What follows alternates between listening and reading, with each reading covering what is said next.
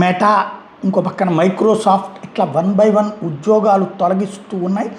Artificial intelligence దెబ్బకి software రంగంలో లక్షలాది ఉద్యోగాలు కోల్పోతున్నటువంటి పరిస్థితి. దాని వలన చివరికి రియల్ ఎస్టేట్ సంక్షోభం, బ్రాండెడ్ వెరైటీల సంక్షోభం చూస్తున్నాం. తాజాగా ఎన్విడా 12,000 మందిని తొలగించింది.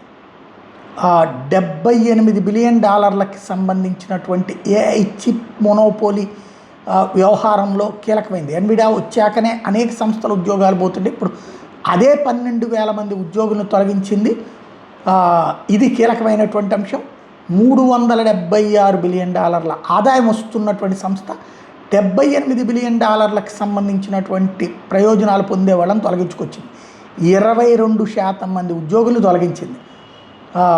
ఏదైతే మొన్న 18వ తారీఖున మే 18 నాటికి వాళ్ళందరూ కూడా ఉద్యోగాల నుంచి వెళ్ళిపోవాలన్నటువంటిది లెక్క చెప్పుకొచ్చింది. 1 by 1 ఇప్పుడు ఆర్టిఫిషియల్ ఇంటెలిజెన్స్లోనేమో వాడుకుని వదిలేస్తున్నారు. అదే సమయంలో మిగతా వాటిట్లోనేమో ఆర్టిఫిషియల్ ఇంటెలిజెన్స్ కారణంగా ఉద్యోగాలు పోతున్నాయి.